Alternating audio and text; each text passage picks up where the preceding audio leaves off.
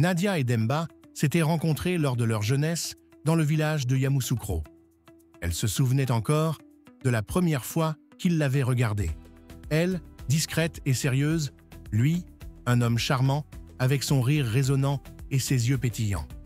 Pendant des années, ils avaient été inséparables, unis dans l'amour et la confiance. Mais cette confiance, Nadia allait la voir se briser sous ses yeux. Ce matin-là, tout semblait normal.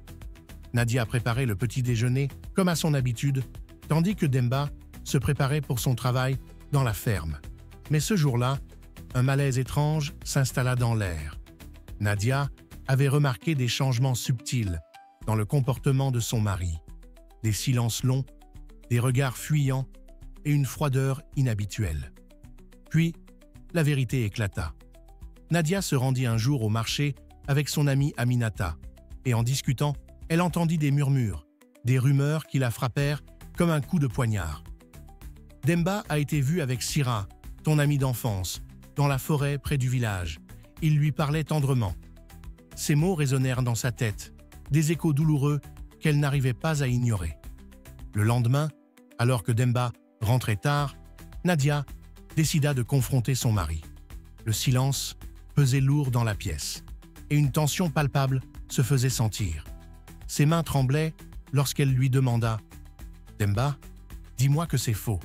Dis-moi que je ne suis pas trahie par celui que j'ai toujours aimé. » Demba baissa les yeux, incapable de répondre, et c'était tout ce que Nadia avait besoin de voir. Ses yeux s'embuèrent de larmes, mais elle ne pleura pas. Elle prit une grande inspiration et s'éloigna. Le lendemain, Demba revint chez eux, avec des excuses, mais aussi des mensonges.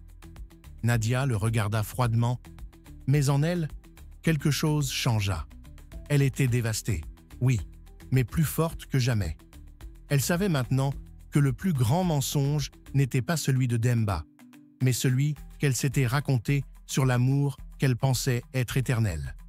Elle choisit de partir. Les jours suivants furent remplis de douleur et de solitude.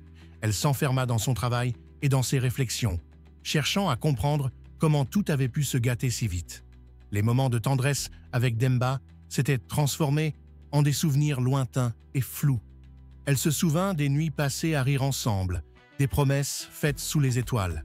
Mais aujourd'hui, tout cela n'était plus qu'un mirage, un rêve brisé. Elle prit une décision. Elle partirait loin, loin de cette trahison. Elle trouverait un endroit où elle pourrait se reconstruire, là où son âme pourrait guérir. Car, au fond d'elle, Nadia savait qu'elle méritait bien plus que des mensonges. Les mois passèrent. Nadia retrouva la paix au cœur de la nature. Elle apprit à aimer à nouveau. Mais cette fois, elle s'aimait d'abord elle-même. Son cœur, brisé par la trahison, se reconstruisit. Un jour, elle croisa un homme qui lui apporta une chaleur nouvelle, mais elle sut qu'avant tout, elle devait être libre. Demba, quant à lui, errait dans le village, hanté par le souvenir de Nadia. Il regrettait amèrement sa trahison, mais c'était trop tard. Nadia avait choisi la liberté. Si tu as aimé cette histoire, abonne-toi pour ne rien manquer de nos prochains contes et histoires. Laisse-nous un petit like et partage la sagesse autour de toi. À très bientôt pour de nouvelles aventures.